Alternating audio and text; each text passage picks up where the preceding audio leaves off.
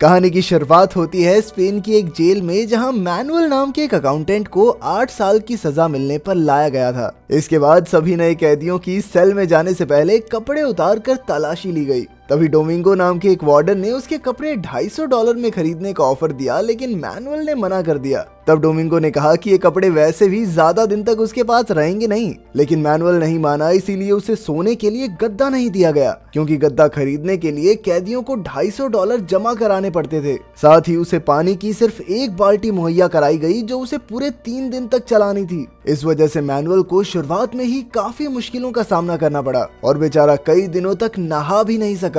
जल्द ही गंदगी की वजह से उसके पूरे शरीर पर कीड़े पड़ गए और उसका शरीर बेहद कमजोर होने लगा। खैर, फिर ब्लैकी नाम का एक कैदी उसे खाना देने आया और उसने मैनुअल को कुछ सिगरेट देकर दोस्ती का हाथ बढ़ाया। जैसे तैसे दिन बीतने लगे और मैनुअल को समझ नहीं आ रहा था कि क्या वो कभी यहाँ से आजाद भी हो पाएगा। इस मुश्किल समय में मैनुअल खुद को संभाल न सका और जोर जोर से दीवारें पीटने लगा। जब जेल के हेड वार्डन मोरिनो को इसकी खबर मिली तो उसने हुक्म देकर मैनुअल की अच्छी खासी धुलाई करवाई। इसके 3 हफ्तों बाद मैनुअल को मेन जेल में भेज दिया गया, जहाँ सिर्फ ब्लैकी ने उसका स्वागत किया। यहाँ मैनुअल को ब्लैकी और पिनो नाम के कैदी के सेल में रहना था। पिनो अपनी ढेर सारी किताबों और नायाब कपड़ों के लिए जाना जाता था। इसके बाद हम देखते हैं कि ब्लैकी से मिलने उसकी पत्नी और बच्चे आते थे और मैनुअल को भी उम्मीद थी कि उसकी गर्लफ्रेंड उससे मिलने आएगी, लेकिन उसकी बजाय उसकी गर्लफ्रेंड की बहन लूसिया उससे मिलने आई और कहने लगी कि अब दीदी तुमसे मिलना नहीं चाहती तो कोई खत वत लिखने की भी कोई जरूरत नहीं है। खैर, कुछ ही समय में जेल में मैनुअल के साथ बदसलूकी होनी शुरू हो गई। एक दिन आर्बेला नाम के गैंगस्टर ने अपने साथियों के साथ मैनुअल के कपड़े छीन लिए। अब मैनुअल इस मामले की शिकायत लेकर डोमिंगो के पास पहुंचा, लेकिन डोमिंगो ने कहा कि यहाँ शिकायत करने के भी $300 लगते हैं। खैर, इसके बाद मैनुअल की मुलाकात आंद्रेस नाम के कैदी से हुई, जिसने उसे मुफ्त में कपड़े दिए और डॉक्टर बोनी नाम के कैदी के पास लेकर गया, जिसने मैनुअल का इलाज किया। तब बोनी ने उसे कैदियों के हकों के लिए बनी पार्टी से जुड़ने की सलाह दी, लेकिन मैनुअल ने इससे इनकार कर दिया क्योंकि उसे और सजा मिलने का डर था। अगले दिन जेल में कुछ लोग अपनी सजा माफ करवाने के लिए धरना देने की बातें कर रहे थे, पर ब्लैकी और पिनो ने उनका मजाक उड़ाकर कहा कि ये हमेशा सपना ही रहेगा। खैर, फिर डॉक्टर बोनी ने मैनुअल के दांत देखने के बहाने उसे कुछ कागजों पर अपने बाएं हाथ से क्रांति के नारे लिखने को कहा, ताकि किसी को उसकी लिखाई पर शक न हो। आखिरकार मैनुअल मान गया और उसने रातों में छिपकर ये काम पूरा किया, ताकि पूरी जेल में ये पर्चे फैलाकर लोगों को इकट्ठा किया जा सके।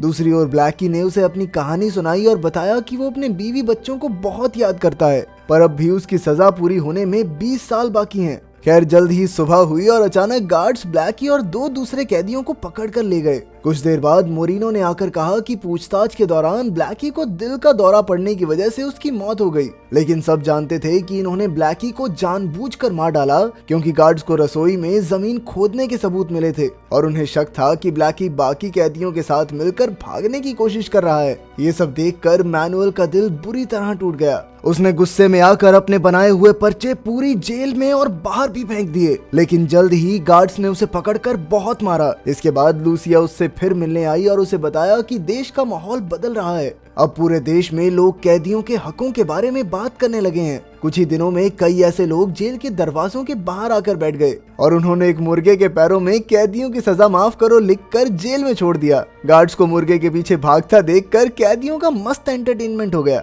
हालांकि पिनो को पहले लगता था कि सभी कैदी फिजूल में आवाज उठा रहे हैं, लेकिन अब उसने भी मैनुअल की तरह आजादी के लिए आवाज उठाने का फैसला कर लिया। उनके साथ जुड़ते ही पिनो ने सबसे पहले उनके ब्लॉक में मौजूद कैंपो नाम के कैदी और उसके साथियों को बाहर निकाला, क्योंकि असल में वो गार्ड्स के मुखबिर थे। इसी तरह समय बीतता रहा और जल्द ही साल 1977 आ गया, जब स्पेन में चुनाव होने वाले थे। तब पिनो, बॉनी और मैनुअल मिलकर माबेला नाम के कैदी से मिलने गए, जो कि एक खास कमरे में बंद था। पिनो ने माबेला से बात करके उसे कैदियों के आजादी ग्रुप में शामिल होने को कहा, जिसके बाद वो सब मिलकर जेल में आग लगाकर दंगे भड़काएंगे, जिसके बाद पूरे देश भर में उनकी मांगे सुनी जाएं। लेकिन माबेला ने उनके साथ जुड़ने से इनकार कर दिया, क्योंकि उसने अपने लिए ये खास सेल बनाया था जहाँ उसकी सुख सुविधा की हर एक चीज मौजूद थी। तब पिनो ने उसके सामने एक अंगूठी रखी, जो असल में माबेला के बेटे की थी, और उसे याद दिलाया कि कैसे डोमिंगो ने उसके बेटे को मौत के घाट उतार दिया था। उसे देखकर माबेला की बदले की आग एक बार फिर से जल गई और उसने पिनो से हाथ मिलाने का फैसला किया। आखिरकार पीनो और मैनुअल अपने कमरे में लौट आए, लेकिन उनके पीछे से गार्ड्स ने पूरे कमरे को तहस नहस करके पीनो की सारी किताबें एक जगह करके उनमें आग लगा दी थी। खैर अगली सुबह नाश्ते के बाद अचानक एक कैदी जोर जोर से कराहने लगा और जैसे ही गार्ड उसे उठाने आया तो प्लान के मुताबिक उसने गार्ड पर हमला करके उसे बंदी बना लिया। तभी पीनो, बॉनी और मैनुअल ने बाकी कैदियों के साथ मिलकर पूरी जेल में तबाही मचाकर चारों ओर आग लगा दी। जल्द ही वो सब जेल की छत पर पहुंचे और बाहर से गार्ड्स उन पर रबड़ की गोलियों से वार करने लगे। कैदियों की इस क्रांति में पूरे देश ने उनका साथ दिया और आखिरकार जेल के ऑफिसर्स कैदियों की मांग सुनने के लिए तैयार हो गए। फिर कैदियों की तरफ से मैनुअल और बॉनी ऑफिसर्स से बात करने पहुंचे। जल्द ही जेल ऑफिसर्स ने उनकी बात मानकर मीटिंग की और उनकी सभी शर्तों को मंजूरी दे दी। इसी के साथ कैदियों ने अपना मोर्चा बंद कर दिया, लेकिन अचानक एक कैदी ने देखा कि ये जज असली जज नहीं है बल्कि दूसरी जेल का एक ऑफिसर था। तब उन्हें समझ आया कि मोरिनो ने कैदियों की क्रांति रोकने के लिए उन्हें धोखा दिया था। अचानक गार्ड्स ने सभी कैदियों पर हमला करके उन्हें खूब पीटा। फिर शाम को बॉनी और मैनुअल को एक ऑफिस में बुलाया गया, जहां मोरिनो ने उन्हें कागज पर दस्तखत करने को कहा, जिसके मुताबिक उन दोनों को दूसरी जेल में भेजा जाएगा और 2 साल के अंदर अंदर वो रिहा हो जाएंगे। पर अगर उन्होंने साइन करने से इनकार किया तो जेल में हिंसा करने के जुर्म में उनकी सजा 10 साल और बढ़ा दी जाएगी। लेकिन मैनुअल ने अपनी आजादी के लिए आंदोलन से धोखा करने से इनकार कर दिया।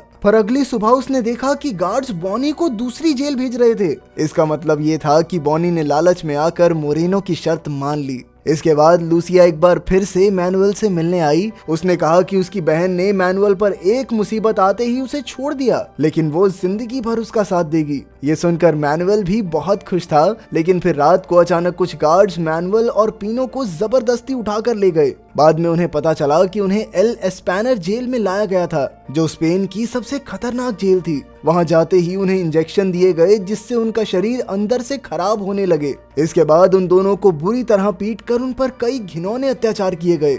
जल्द ही उन दोनों की तबीयत इतनी बिगड़ गई कि उन्हें डॉक्टर के पास ले जाया गया। उन्होंने डॉक्टर को यहाँ के अत्याचारों के बारे में बताकर वापस जाने में मदद मांगी। आखिरकार डॉक्टर की रिपोर्ट के बाद पीनो और मैनुअल को फिर से पुरानी जेल में भेज दिया गया। वहाँ इनका हीरो की तरह स्वागत हुआ और एक बार फिर सबने मिलकर अपने हकों के लिए आवाज उठानी शुरू की। अब ये लोग अपनी अगली योजना बनाने में लग गए कि कैसे इन्हें पूरे देश की नजरों में आकर अपनी मांगों को मनवाना है। कुछ ही दिनों में एक नेता जेल के दौरे पर आया और मैनुअल ने कैदियों के साथ हो रहे अत्याचारों के बारे में खुलकर उसे बताया। जल्द ही उनकी ये बातें पूरे देश के सामने आई। फिर एक दिन मैनुअल ने रूबी नाम के एक जवान कैदी को गार्ड से बात करते देखा, तो उसे रूबी पर शक हो गया। एक रात जब वो माबेला के साथ उसके खास सेल में था, तो अचानक रूबी अपने एक साथी के साथ आया और उसने मौका देखते ही माबेला के पेट में चाकू घोंपकर उसकी हत्या कर दी। असल में गार्ड्स ने उसे कहा था कि अगर वो माबेला को मार दे तो वो उसके सेल का सारा सामान ले सकता है, मगर रूबी ने मैनुअल को कोई नुकसान नहीं पहुंचाया। फिर कुछ दिन बाद खबर सामने आई कि सरकार ने कैदियों की मांगे मानने से इनकार कर दिया था,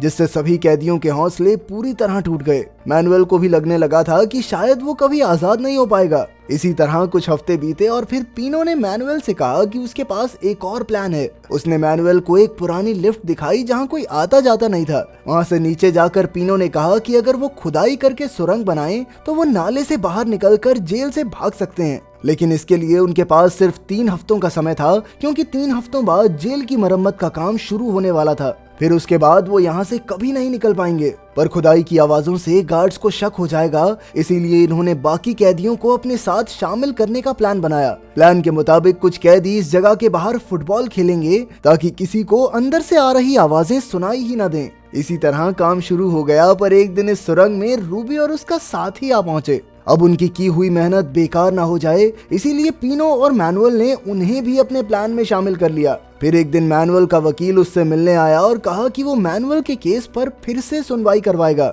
लेकिन अब मैनुअल का कानून से भरोसा उठ चुका था। इधर खुदाई का काम जोरों शोरों से चल रहा था और आखिरकार वो दिन आ ही गया जब उन्हें जेल से भागना था। जाने से पहले पीनो ने मैनुअल को नए कपड़े दिए ताकि बाहर किसी को उन पर शक ना हो। इसके बाद कैदी सुरंग के अलग अलग रास्तों से होते हुए बाहर निकल आए। पीनो और मैनुअल तो बस स्टॉप से बस में बैठ गए, लेकिन बदकिस्मती से कुछ कैदियों को पुलिस ने पकड़ लिया। वहीं पीनो और मैनुअल 5 घंटे सफर करके एक नए शहर में पहुंचे और आखिरकार अपने अपने रास्तों पर निकल गए। अचानक मैनुअल ने देखा कि पीनो ने उसके कपड़ों में काफी सारे पैसे और एक नई आईडी भी छिपा दी थी। जिससे उसे छुपे रहने में आसानी हो। ये देखकर मैनुअल को बहुत खुशी हुई और आखिरकार वो लूसिया के पास पहुंच गया और उसके साथ एक नई जिंदगी बसाने निकल पड़ा। अगर वीडियो पसंद आई तो लाइक कर देना, चैनल को सब्सक्राइब कर देना। मिलते हैं अगली वीडियो में।